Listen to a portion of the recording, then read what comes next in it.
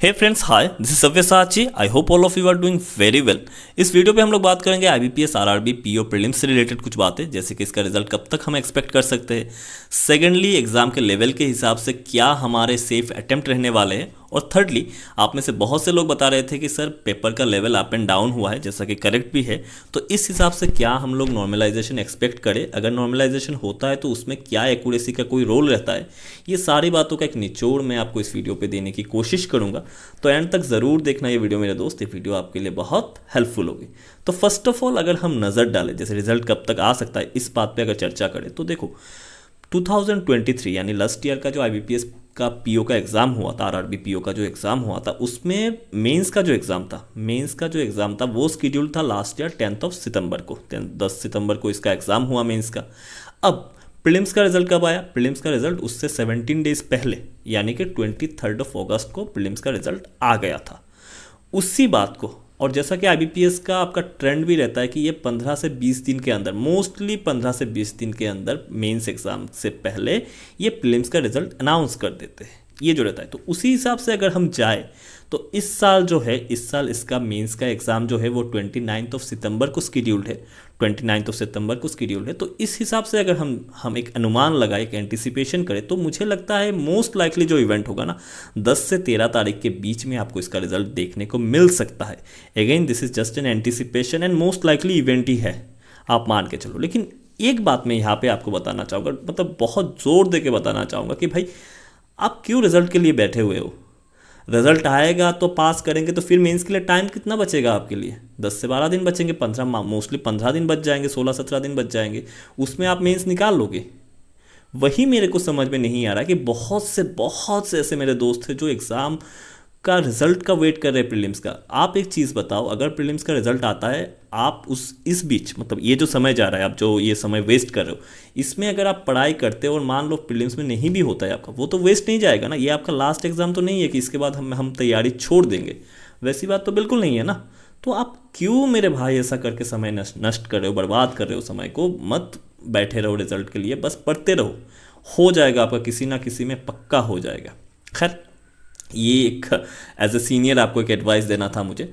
Next, अगर हम आते हैं एग्ज़ाम के लेवल और अटेम्प्ट के बारे में अगर बात करें, तो देखो एग्ज़ाम का level, to be very honest, हाँ कुछ शिफ्टों में एग्ज़ाम का लेवल हार्ड रहा। जैसे 3 और 4 अगस्त को इसका एग्ज़ाम हुआ, तो अगर हम 3 अगस्त की बात करें, 3 अगस्त का पहला शिफ्ट सब ने बताया अच्छा अटेम्प्ट किया, बच्चों ने बताया कि जैसा बता रहे थे बच्चे एग्ज़ाम दे के, उसके हिसाब से तो एग्ज़ाम अच्छा ही आया था, उसका लेवल अच्छा था, ठीक ठाक था लेवल। लेकिन जब सेकंड और थर्ड शिफ्ट जो हुआ, वो बता रहे हैं कि वो थोड़ा सा टफ आया, अटेम्प्ट कम हुए। टफ आया इन द सेंस बच्चों के अटेम्प्ट कम लग रहे थे।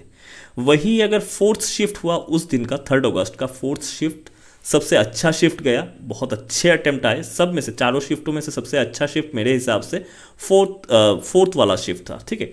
वही अगर हम 4 अगस्त की बात करें तो वहाँ पे मोस्ट प्रोबेबली 3 शिफ्ट हुए होंगे, और तीनों शिफ्टों में से पहला शिफ्ट में रीजनिंग थोड़ा सा टफ आया, ये मैं मान रहा हूँ।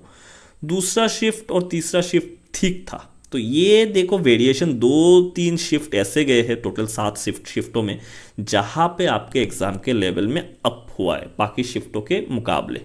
तो आपको अगर मैं बोलूँ एक सेफ अटेम्प्ट के बारे में, अगर पहले दूसरे और तीसरे शिफ्ट को मैं हटा देता, जो टफ शिफ्ट है उसको मैं हटा देता, उसको हटा के जो नॉर्मल शिफ्ट आए हैं, अगर वहाँ पे बात करूँ ना, वहाँ पे अगर आपने 53+ अटेम्प्ट लगाए हैं, I am repeating again, if you have attempted more than 53 question in that exam, तो आपके सिलेक्शन के चांसेस, अगर एक्यूरेसी के साथ, ऑब्वियसली एक्यूरेसी के साथ अगर लगाए हैं, तो आपके सिलेक्शन के चांसेस मैक्सिमम है। मैक्सिमम मतलब हो जाएगा आपका सिलेक्शन।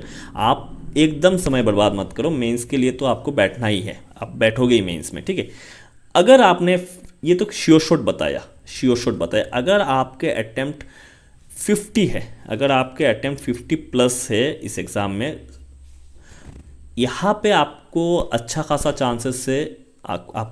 चांसेस है कि आपका हो जाएगा अगर आपके प्रोवाइडेड आपके अच्छे एक्यूरेसी रहे होंगे। 50 अगर अटेम्प्ट है, 50 या उससे ज़्यादा अटेम्प्ट है, तो हो जाना चाहिए आपका श्योर शॉट, और एक हो जाना चाहिए, ठीक है। अगर मैं टफ जो शिफ्ट आए थे, टफ शिफ्ट को भी कंसीडर करो। टफ शिफ्ट जो आया था वहाँ पे, जैसे ये जो 2 या 3 शिफ्ट जो टफ आए थे, वहाँ पे देखो सिनेरियो ये बनता है कि अगर आपने वो उस शिफ्ट में 51 प्लस, मैं फिर से बता रहा हूँ 51 प्लस अगर आपने अटैम्प्ट लगाया है विद गुड एक्यूरेसी, 100% आपका हो जाएगा। आपने अगर 46, 47 ऐसा करके अटैम्प्ट करके आए हैं तो there is good chances that you will be gone through, आपका हो जाना चाहिए, ठीक है, उसमें पक्का हो जाएगा और इसमें हो जाना चाहिए। लेकिन वही दिन के अंत में क्या मैटर करेगा, आपका एक्यूरेसी, ठीक है। अब नेक्स्ट जो बात आता है वो आता है नॉर्मलाइजेशन के बारे में। तो before I move to normalisation, मुझे आपसे कुछ शेयर करना है, एक इंपॉर्टेंट मटेरियल है जो आपको, मुझे लगता है कि आपके लिए हेल्पफुल हो। ये मेरे पास 2 बुक्स है, दोनों दिशा पब्लिकेशन से 2 बुक है, और भी इनके 2-3 बुक्स है जो बहुत अच्छे हैं। मैंने खुद पर्सनली रिव्यू किया है बुक्स को। जैसे ये क्वांटिटेटिव एप्टीट्यूड का बुक के बारे में अगर मैं बात करूं तो क्वांटिटेटिव एप्टीट्यूड में देखो 114 टॉपिक वाइज सेट है। टॉपिक वाइज इन्होंने हर 2010 से लेके 2024 तक, जब से न्यू पैटर्न आया है, यानी कि 2010 से लेके 2024 तक इन्होंने सब कवर अप किया है, अभी तक अप टू डेट है, और टॉपिक वाइज कवर किया। ये जो है ना 114 टॉपिक में इसको डिवाइड किया है। इस बुक में, अकेले इस बुक में 4700 प्लस क्वेश्चंस है, और बहुत अच्छे से इन डेप्थ इसका सोल्यूशन है, जो मुझे बहुत अच्छा लगा। स्पेशली हर बुक तो वैसे ही हो जाता है, लेकिन उसका सोल्यूशन मैटर करता है, सोल्यूशन मोस्टली मैटर करता है। तो मुझे इसके सोल्यूशंस भी बहुत अच्छे लगे। टॉपिक वाइज हर चीज़ों का एक अच्छा सा निचोड़ है।